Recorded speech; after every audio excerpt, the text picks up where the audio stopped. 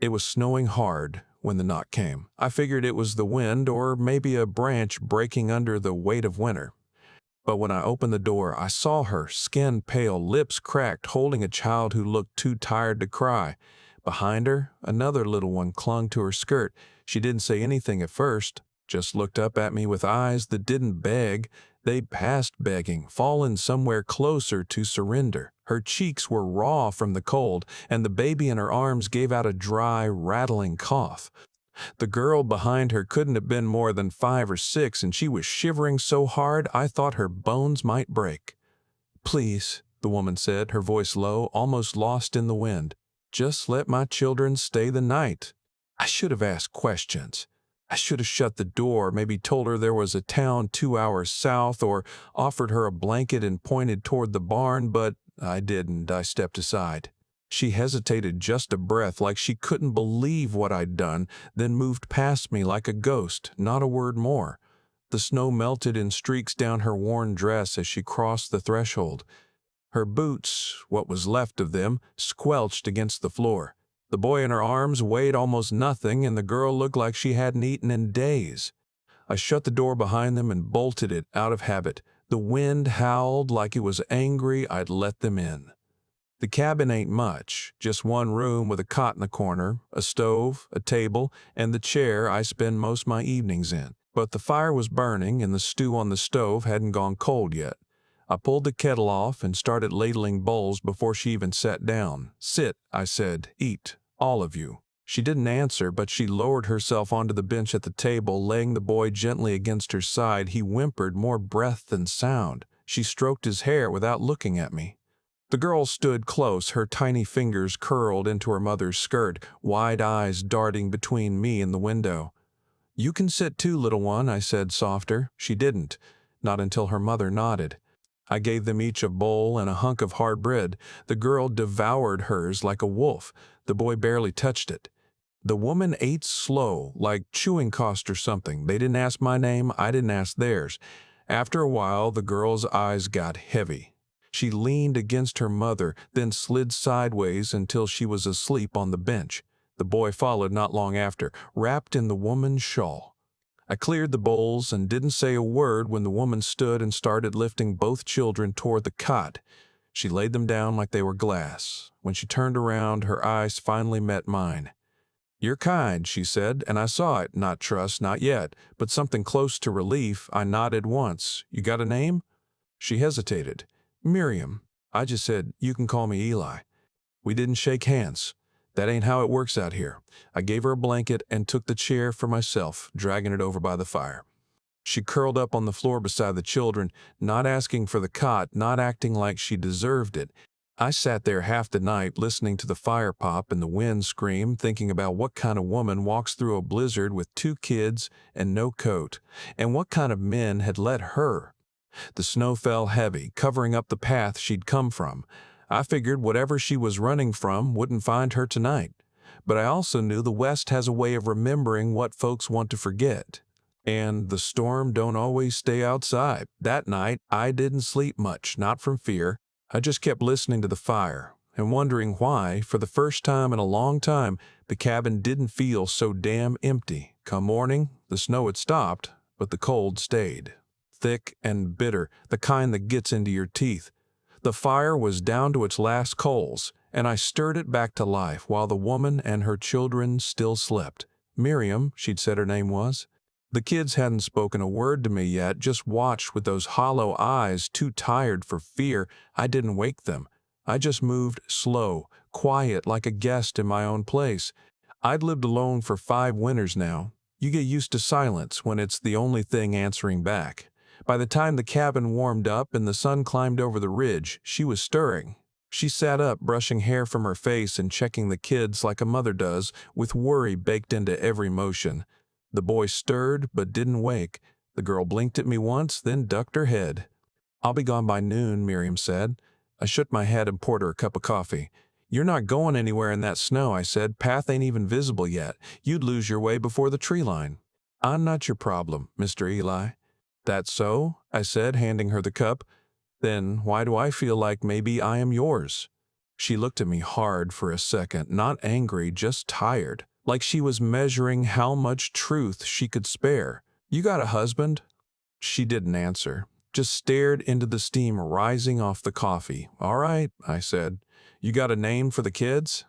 The girl peeked up at me again. Miriam finally said, "That's Ruth. The boy's Adam."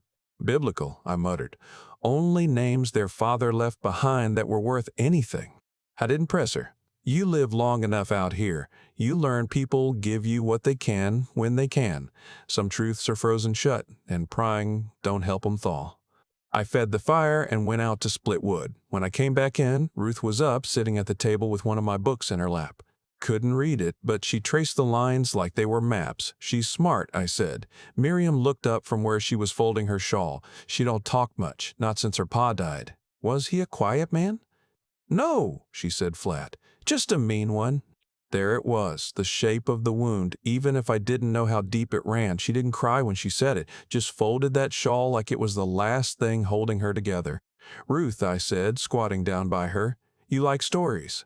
She nodded. "Well, if you sit by the fire tonight, I'll tell you one. Got one about a stubborn mule and a man too dumb to let it go." Her mouth curled just slightly, a ghost of a smile, and that was something. We passed the day like that, slow, careful. Miriam helped around the cabin without me asking. She swept, even though the broom was more handle than bristle, washed dishes, heated snow for water.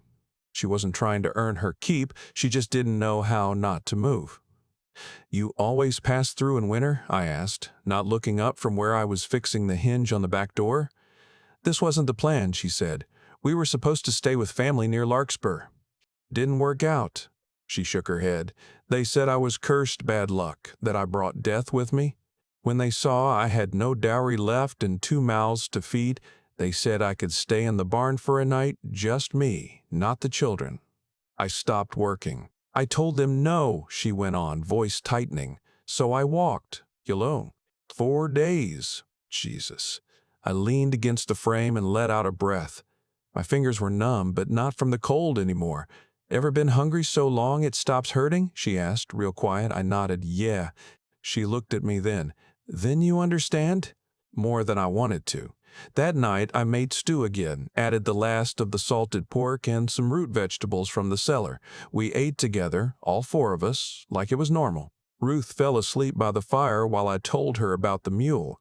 Adam stayed in his mother's lap, fingers tangled in her sleeve. Miriam didn't speak much, but she watched me with a different look than the night before. Not fear, not thanks even, recognition. She saw something in me she recognized from herself, a kind of weariness that only comes from losing things you didn't think you'd ever have to let go of. After the kids were asleep, she sat at the table with me. I poured her a bit of whiskey, and she didn't say no. "I'm not staying," she said again, "but there wasn't much conviction in it. You should," I said. "I don't want charity." "Then don't take it. Take shelter, take safety, hell, take the cot." She didn't smile, but her eyes softened. "Eli," she said, "what are you?" I blinked. "What do you mean?" "You're alone, like me, but you're not bitter. You open your door to strangers. You feed kids that aren't yours. What kind of man does that out here?" I stared at the fire for a long time before I answered. "The kind who remembers what it's like to need it." She stared into her cup, said nothing more that night. When I climbed into the chair again, she covered the kids with the blanket and then sat down beside them on the floor. I thought she was asleep until she whispered something. It was so soft I nearly missed it. "Thank you for letting us be people again." I didn't say anything, but I stayed awake a little longer, just listening to the fire. By the 3rd morning, the snow had packed down enough to see the trail again, but Miriam didn't mention leaving, not once. She still moved like a guest, careful not to take up too much space, but something had settled in her, less tension in the shoulders. Less flinching when the wind howled outside. Ruth had started speaking again. So, just a few words here and there. She liked asking what things were called: my knife, the kettle, the saddle by the door. She'd point, I'd name it, and she'd say it back like she was storing it away for later. Adam still didn't speak much, but he'd started to smile. Quiet, crooked little thing, but it was there. I don't think Miriam noticed it at first, how the cabin started to change around her. She still slept on the floor, even though I told her 100 times to take the cot. She still made the meals even when I said she didn't have to. She still talked like she was leaving any day. But I knew better. The West don't let go of people who belong to it, and somehow she belonged more than most I'd met. It was the fourth day when trouble rode by. I was out back chopping wood when I heard hooves on the ridge trail. Two riders, didn't look like ranchers. They rode too straight, eyes too sharp. One of them slowed when he saw smoke curling from my chimney. The other turned his head like he was counting steps between my cabin and the road. They didn't stop, but they saw me. And they saw the footprints around the yard. That was enough. When I stepped back inside, Miriam was holding Adam a little too tight. "You saw them too," she said. "Yeah. They were looking for us." I set the axe down in the corner and took off my gloves. "Who are they?" "My brother-in-law," she said after a moment. "And the one with him, I don't know, hired probably." I waited. He said I owed him. After my husband died, he said the kids were his to raise or sell, said I was living under his roof, so I had to earn it. I felt something sharp rise up in my throat, not anger exactly, just heat. The kind that starts in your chest and crawls out toward your hands. "He beat you?" She nodded once. "Not always, only when I said no." I didn't ask what she'd said no to. "Why'd he let you leave?" "He didn't. I left while he was gone, took what I could, carried the kids. 4 days through snow, with nothing but the clothes on their backs. Let me guess," I said. "You didn't leave a note?" "No. But he knows I came this way. He has land near Larkspur. He figured I'd try to find my cousin, didn't know she'd slam the door in my face." I poured us both coffee. My hand shook a little, so I gripped the cup hard enough to crack it. "You don't have to run anymore," I said. "I don't want to bring trouble to your door." "You already did," I said, "but it wasn't your fault, and I don't scare easy." She looked at me for a long time, like she was deciding whether to believe that, then she nodded, just once.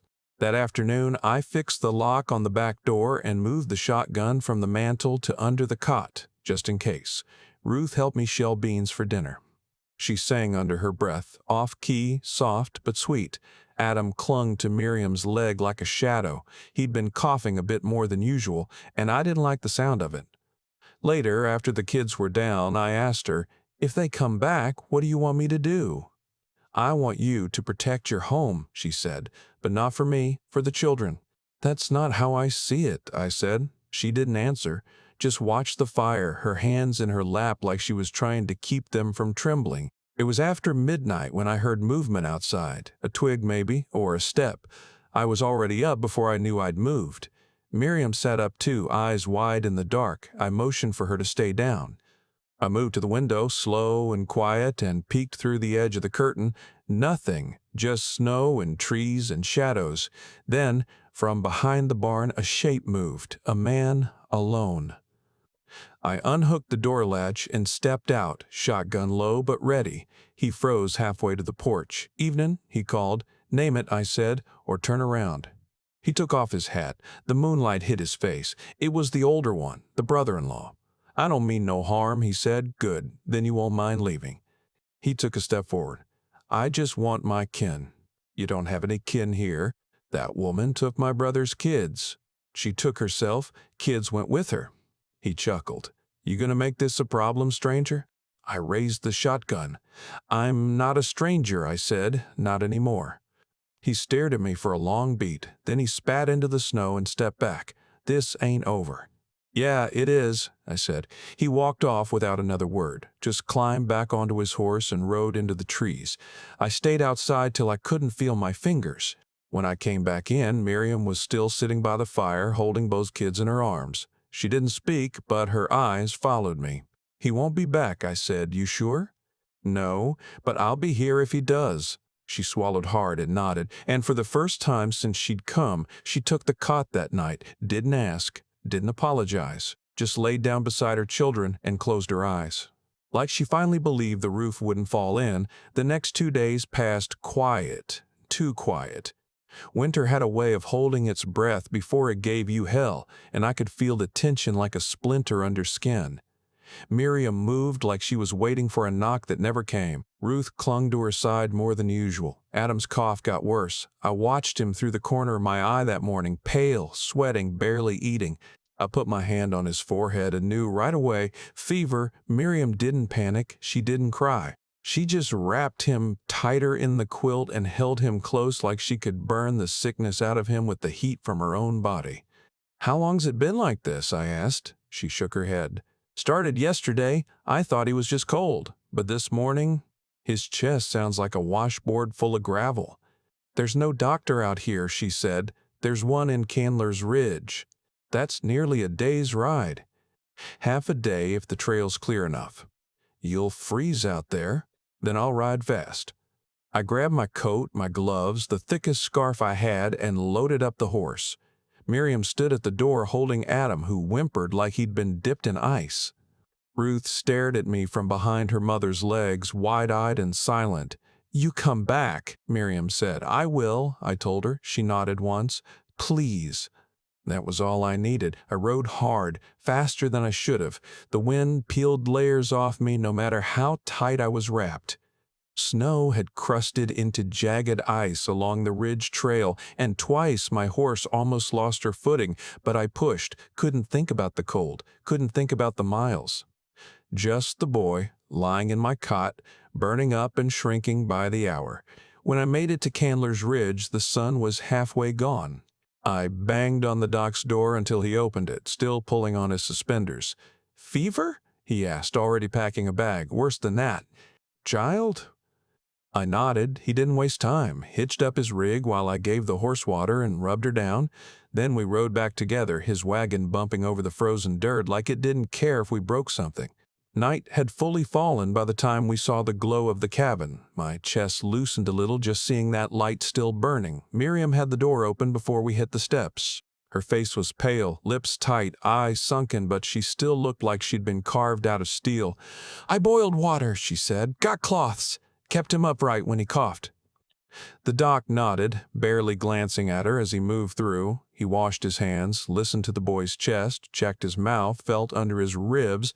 "Pneumonia," he said flat. "Could have gone worse, could still. But you caught it in time." "What now?" Miriam asked.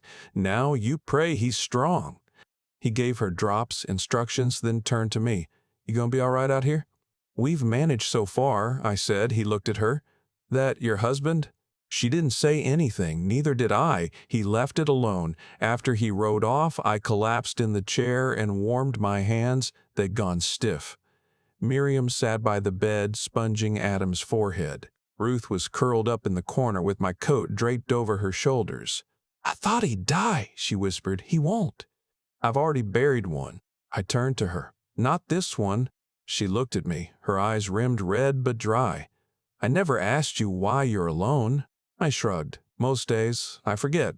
"That true?" "No." She pulled the blanket tighter around Adam, then added, "Did you lose someone too?" I thought about how to answer, how to make it simple, wife. I said, 6 winters back, child too, fever like this, took 'em both." She didn't speak. Didn't have time to say goodbye, just left for supplies. Came back to silence. Miriam laid a hand on mine. Not romantic, not desperate, just steady, warm. "I'm sorry," she said. "I was too," I said, "until I stopped being anything." We sat like that a long while. Ruth eventually crept over and sat beside me, put her tiny hand on my knee. "Is my brother gonna die?" "No," I said, not letting myself pause. She nodded. That seemed to be enough. Adam made it through the night, rough but steady, his breathing eased by dawn. Miriam never left his side. I barely slept.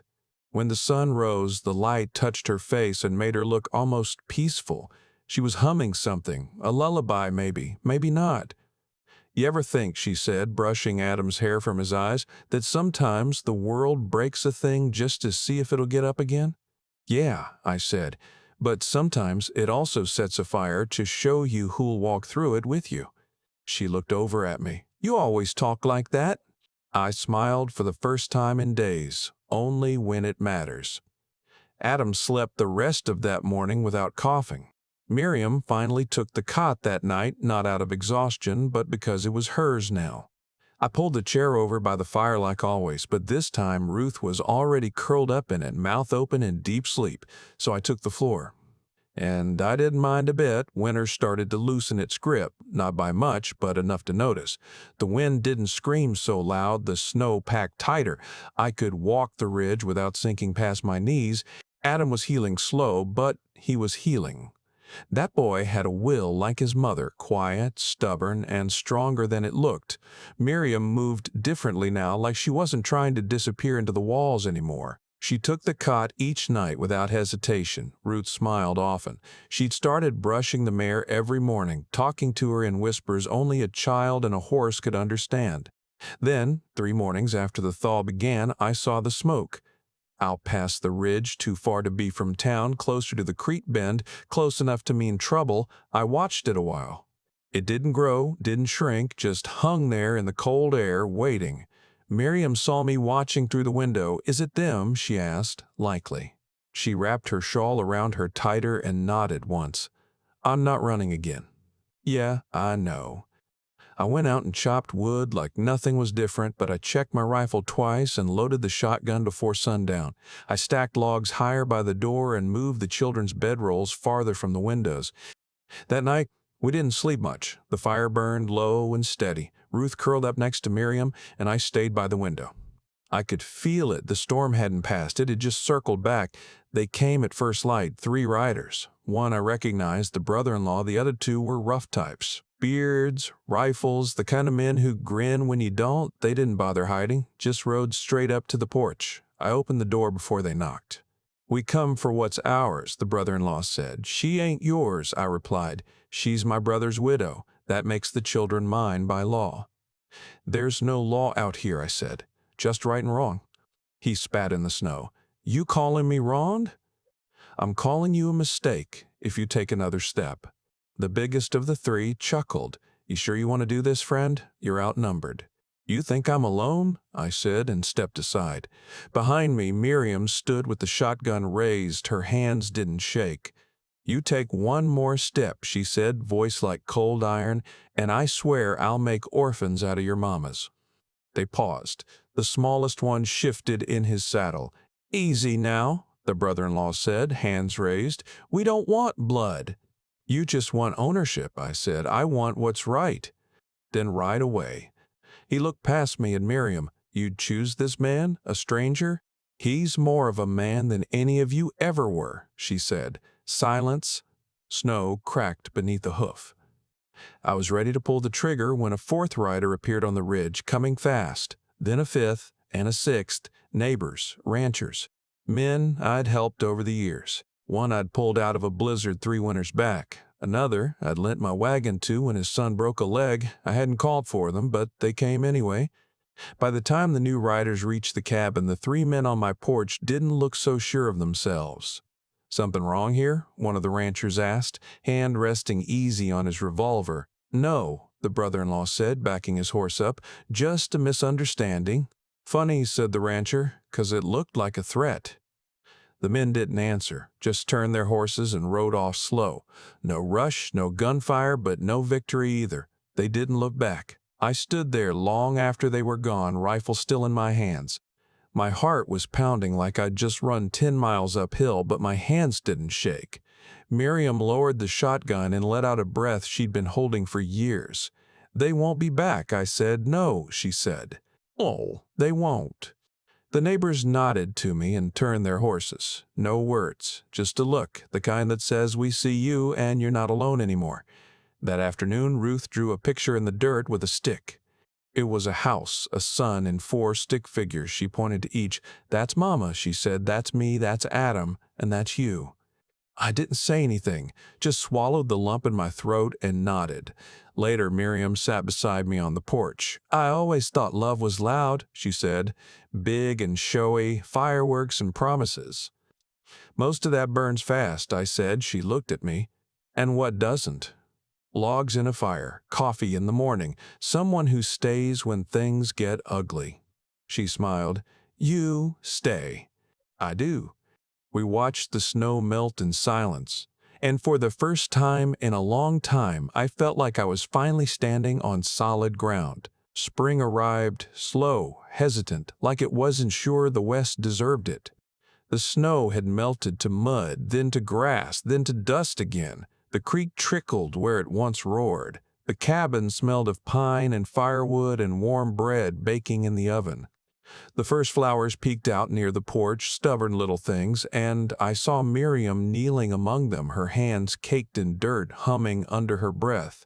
Ruth and Adam ran through the yard that morning, laughing, chasing one another with sticks that were pretend rifles. Adam didn't cough once. His cheeks were flushed pink, and he grinned like he'd forgotten the world could be cruel.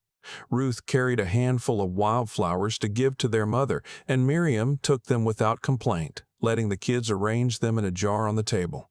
I leaned against the door frame, arms crossed, watching them.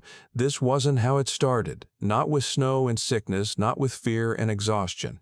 But it ended like this, alive and breathing and whole. She caught my eye and smiled. Something soft in her expression, something I'd seen in fleeting moments before but never lingered. She didn't need to say anything. Her presence said it all. The fire in the hearth, the warmth in the room, the laughter of two children who now had a home. It was all the confession I needed. "Eli," she said finally, her voice quiet, "you're really here. You didn't just let us stay. You stayed too." "I did," I said, wiping a hand across my face. "Guess I got tired of being alone." She nodded, and for the first time she didn't look away. I stepped closer and set a hand on her shoulder. The children noticed, of course, and paused in their play, but they didn't cry or run. They knew something had changed, without a word, without explanation, just trust. Days turned into weeks, and weeks into months. The cabin filled with sound, not the hollow kind, but the living kind. Footsteps, laughter, small arguments, whispered secrets. I built a swing for Ruth, a small fence for the vegetable patch. Miriam cooked, cleaned, and taught the children to sing songs she'd made up herself. Sometimes she would stop and look at me while I worked outside, and I would catch that flicker of something unspoken in her eyes, respect, gratitude. Something softer, something neither of us had names for yet. One evening, as the sun dropped behind the ridges and the sky turned pink, I found her on the porch with the children asleep inside. She didn't say anything, just watched the horizon. I joined her, leaning on the railing. The wind was warm for the first time in months. The snow was gone. The world had shifted. "You think they'll come back?" she asked, voice barely above the wind. I shook my head no, but even if they did, we'd be ready. She let out a soft laugh, the first that wasn't tempered by fear or caution. "I never thought I'd see a place like this. Not for us, not for me." "You earned it," I said, "all of you. You walked here through snow and pain. I just opened the door." She turned to me, eyes bright in the fading light. "You did more than that." I shrugged, trying to keep it casual. "Maybe, but the truth, the fire, the kids, the cabin, it was always yours. You just didn't know it." Ruth ran out half asleep, carrying a stuffed doll. "Pa?" she asked, and I realized that's what I'd become to them, not just a stranger, not just a protector, something they could call family. I bent down, taking her small hand in mine. "Yeah, kiddo. Pa's here." Adam followed, rubbing his eyes, still coughing softly, but better than he had been. Miriam smiled, and for a moment all the weight of the past years, the storms, the fear, the loss, it didn't matter. None of it did, because here we were, alive, together, whole. That night, I sat in my chair by the fire, the children asleep under the quilts, Miriam beside them. I let my eyes drift over the cabin. Every scratch in the floor, every crack in the walls, every imperfection was ours now. Not perfect, never perfect, but ours. And I realized something I hadn't allowed myself to believe for a long time. Home isn't just a place, it's people. It's the ones who stay when the world doesn't. I closed my eyes and listened to the wind sigh through the trees. The West had tried to break us, tried to take away everything we held dear, but we survived. And in that survival, we found something stronger than snow, stronger than fear, stronger than anything I thought I'd ever have again. They knocked on my door once. I let them in. And by the time the sun rose over the ridges that spring morning, they owned the whole house and most of my heart.